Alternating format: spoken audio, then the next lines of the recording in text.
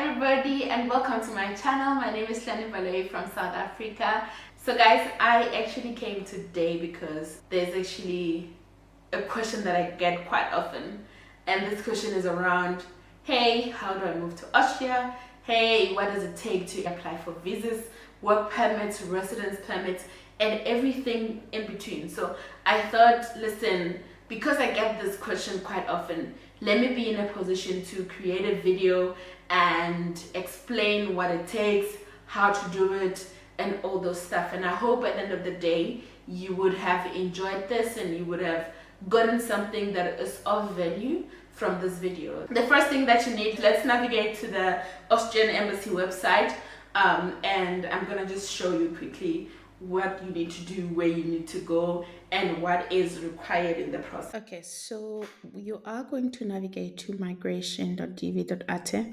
and you will click on this permanent migration. And with this one, you will come to try and figure out which sort of migration you'd like to do. If you're coming in for work in Austria, I'd like to come to work, and you start the process. It will take you to this window where it will have to determine whether you're an EU, EEA, or Switzerland. I am none of the above, so I will click no. And I already have a job. Yes. And I have very high qualified or very high level of qualification. Then you click this one. Yep. So then you would come to this page, and on this page it says very highly qualified workers. Yeah. So this table will give you the points that you require for you to qualify as a very highly qualified worker. The points, your testimonials, your degree, your language, and a whole lot of stuff. Just go through this and you will know exactly what is required of you. And then you will come to this part here that would tell you where exactly you would be sending this application. Go through it in detail and find out. And what happens when I receive a job offer? I still would assume that you are coming in as someone who's already got a job, because there's also this declaration that you need from an employer. This is very important. So your employer would fill this file and it goes with your application. So I definitely do recommend coming through when you already have a job offer. And the next thing would be this, which document to submit. Very important to really go through this in detail to find out which documents are required of you. I have extended this video, so as this video goes on, I will tell you, or rather, I will highlight some of the documents that I think are important, because it's really important to have these documents very ready before you actually put up your application, because you avoid the back and forth of them coming back to you and saying, hey, listen, we need this document or that document. So just make sure you have your documents in order, and that way you are good. And this part here is, when will the red white card be offered or issued? This differs for people every time. So I really have no straight answer, but just go through it and just take their word for it. I know, just as a hint, that normally you don't necessarily get it on the date that they will get. Might be quicker or it might be delayed. So yeah, sometimes it's just pure luck. And you have the fees here and the forms. Download those forms. There's also like an English version. I normally use the English version just for reference, but I fill the form in the German one. I don't know what is this part here, but just go through it. Maybe it's important for you, but yeah. So this is it as far as applying for the Red-White-Red Card is concerned. Everything that you need to know. All the best if you are planning to come to Austria. I hope it treats you with kindness. Okay, so now that we are done with the process of the website and like knowing exactly what is required, I hope that is helpful. If you still need something, if you still feel like there's something that I've not mentioned and I have not shown you, just go to this very website and check everything that you do require. And the website is very clear enough. It would give you literally every little detail. I love the fact that they are very detailed in everything that is required as requirements. One thing that you need to do, I hope you have already downloaded the form, and I hope you have already also downloaded the checklist, because this is going to be helpful for you now when you start the process. Now, because I've gone through the process, I'm just going to again go through the checklist with you. And it's just going to be in parallel with the checklist that you already have with you, just to make sure that I emphasize some of the documents that are required, and also mentioning where you need them in this case. The first one is the application form. I've already mentioned this. I hope you've downloaded it, and when you do fill it, make sure that you get everything. Normally this is in German. You can use Google Translator. If you're applying and the company is helping you, just ask them to translate some of the things. I know it's overwhelming when you are coming for the first time and you're applying and you have to fill this form that is in a foreign language that you don't know. Try and ask your employer to help you through the translation so you get it right. And an obvious document is a passport copy. Another thing that I don't know why Austria needs, but they do, is a birth certificate. So just provide it. And I think this certificate, if I remember correctly, they need it to be notarized. So you need to be in a position where it's apostilled. Make sure that you apostle it and counter the time in there. It takes a bit of time. I don't remember how long. It's probably like a few weeks, 3 weeks before you get it back. And so you need a contract from the company that is inviting you and you're going to be working for. So I'm assuming that you're doing this process because you have a company that is sponsoring you.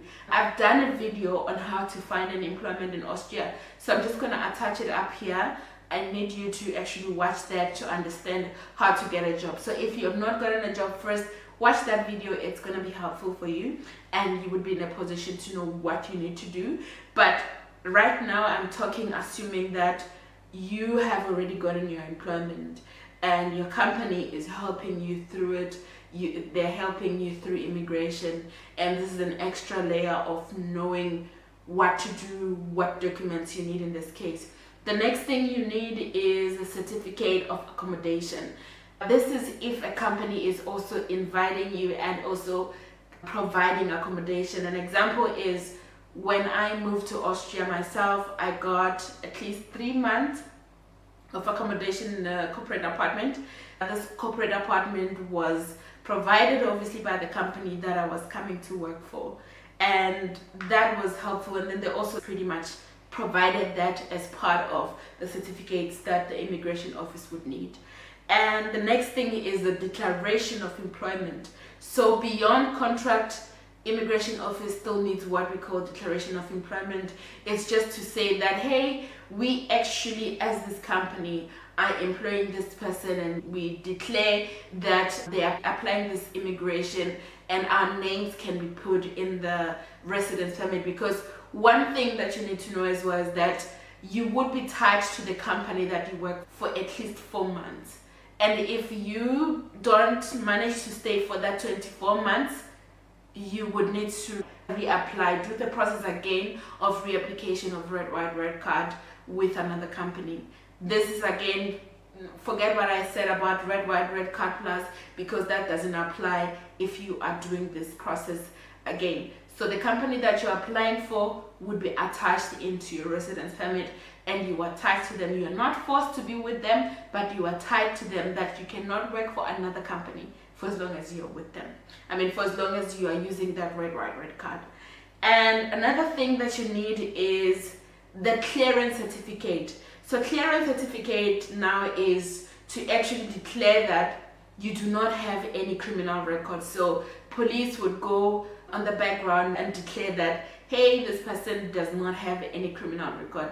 I am not aware of what happens or what are the implications should you have any criminal record. I hope you guys are not watching and you have any criminal record.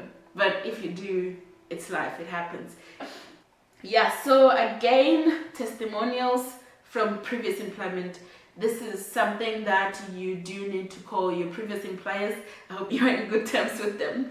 And just tell them, hey, can I please get a testimonial? A good practice is to actually get a testimonial after you leave any company that you worked with, because this is helpful, especially if you are planning to work abroad and you want to work in companies outside your country. Get the testimonials. This is to declare that you have worked for these companies from this point to this point.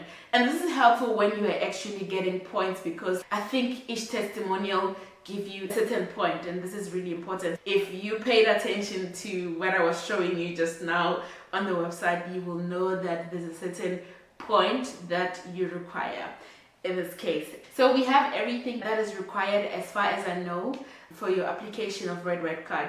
One thing that I need to clarify is you want to make sure that your documents are in order and you have followed through the process very thoroughly.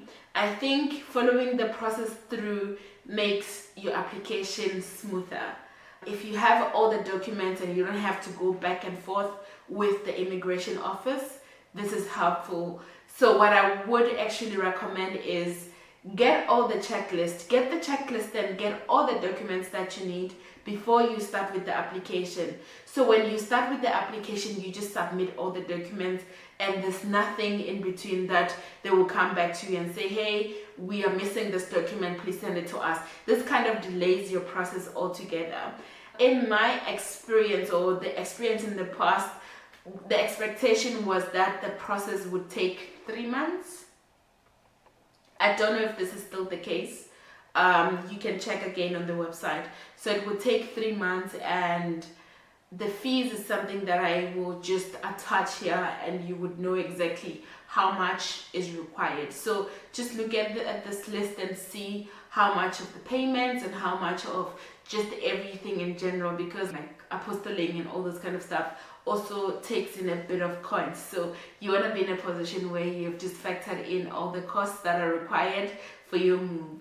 And if you're watching this, 2 things are happening. One is that you're planning to move to Austria. 2, you actually have already decided to move and you've gotten your job offer, which I just like to say congratulations to you. I hope Austria treats you with kindness. It tends to be somehow a good country sometimes. I hope you enjoy it. And if you are just trying to move or immigrate to wherever country, I also wish you all the best, and I hope that you get to find whichever country that you're looking to move and the process is easier for you and you tend to enjoy it there. If you don't enjoy it again, you can always go back home, man. You have a home. And yeah, so I hope you guys enjoyed this. I just want to love on you, and I just want to leave you right now. Hopefully this process of immigration and everything is smoother for you. If it gets painful, just know that you are dealing with immigration. Every immigration, anything is painful. So don't give up, just keep going.